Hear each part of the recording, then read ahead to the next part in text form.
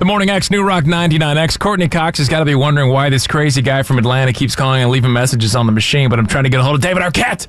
What's up? There he is. David, What's happening? we've missed you, David. I'm sorry, I've missed you guys too.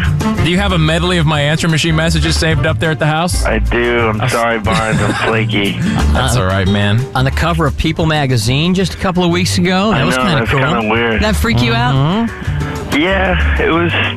I don't know. I read some sort of responses to it in like the week after, and Roddy McDowell passed away that week, and Gene Autry, so it was sort of like uncalled for that they made a big stink over the engagement. You're like the hot Hollywood couple. Well, you know what I'm saying. Hey, all the gossip mills are focusing on you now because everything is coming out about you, about Courtney. I mean, every week or every day there's something. Right. Yeah, I know. It's a little unnerving, but it doesn't matter. Who cares? And, the thing is, like, okay, being on the cover of People, because I'm guessing, at some point in your career, you thought, man, that would be cool to be on the cover of People, but you probably would have liked to have been on the cover of People for being, like, sexiest man alive, or maybe for, like, being in the hot new movie, but you were on because, like, you're the hot new couple. No, maybe you, Jimmy, are the sexiest man alive. Yes, maybe. Not me. Maybe in the bizarro world. Well, congratulations. Yeah, thanks, you guys. Is there a date yet? There's actually not a date. We're just sort of throwing ideas up in the air, and I don't know what to do. It's sort of a little bit of a nightmare to plan stuff like that. Where'd all this rumor about Courtney being pregnant come up? Where'd that come from? No, that's totally, I don't know where that came, because she's too sort of protected for that sort of thing. She's too protected. She's protected. She's too protected. Yeah. Okay. Well, what about the alarmist? The alarmist kind of didn't get, I don't know, it got a lot of pretty good reviews, but it didn't get that great like distribution. They didn't really get behind it, so that's not pretty the Drew much Barrymore pulled thing. from No, New that's the York one to with LA. Kate Capshaw. Remember with all the stories that, Steven Spielberg felt uncomfortable with the love scene.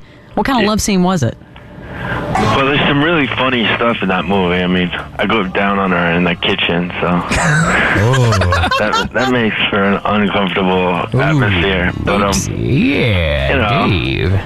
he was really cool. I met him at the premiere, and it was all sort of jokey at the end. Hey, let me ask you a question about that. I've always wondered that in movies. Like, you say you going on her, okay, and I don't know, is she wearing, she's wearing, like, pretty close to, like, a, bulletproof underwear. Okay, so like when that happens, or like in movies where the girl is gratifying the guy, right. like you still in those situations you're like strapped down like crazy. No, I'm sure you are. But what I'm saying is, like, do you have to still have to like make head motions to make it look like you're doing something? Yeah.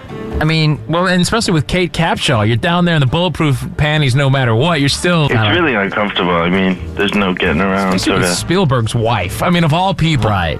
Hey, David, we read a little bit about how you asked Courtney to marry you. Yeah. Tell that story. We were in Florida, in Panama City, and we went to her brother's store opening, and afterwards we went to the beach, and I'd rented a barge to shoot off fireworks. So when we got out to the beach, some fireworks started going out. She was like, "What?" I said, "Those are for you," and everything. And I got down on my knee and I asked her to marry me. This was in Panama City? Yeah. Did she start crying? She actually didn't start crying, but she usually does cry. She cries at like, a sunset, so. Her family started crying. No, it was pretty cool. She was sort of like taken aback and sort of giggly. And she didn't expect it at all, but it was really great. And it's really neat getting engaged. It's sort of like, I don't know, it solidifies a lot of stuff, and it sort of, I don't know, calms things down a little. Yeah, she said Gives that... a little bit of comfort. She's cleaned you up completely. Yeah, she has. Did you surprise yourself, though, that you could be such a romantic? No, I've always been a romantic, despite my other qualities. Yeah. We're talking to David Arquette. We were joking the other day because the story about how your previous heroin addiction and all that. We're talking about that, and I guess that was maybe a couple of years ago. And I said, yeah, I never was addicted. I experimented and tried it. And all right. Okay. Fair enough. But that during that you went back to your friends, and man, I was so strung out on heroin. I did the stupidest thing. I actually befriended some Atlanta DJs. Oh, come on. Get out of Dodge. Were you?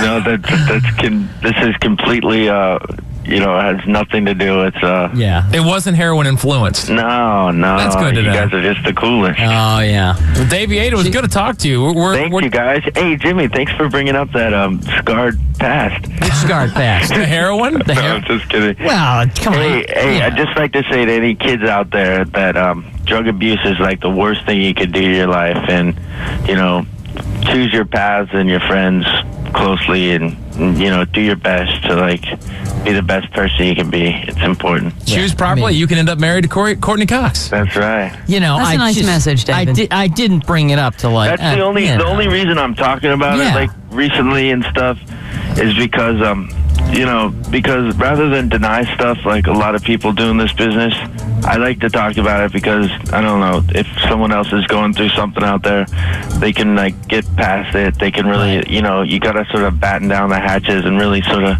apply yourself to You're cleaning house. Yeah. I mean, and had you not been talking about it recently, it would not have come up. I brought it up because I know you have been talking about it. And also, in premiere this month, there's a story about my friend Rodney Harvey who died of a heroin overdose, and it's a really frightening interview and story about him.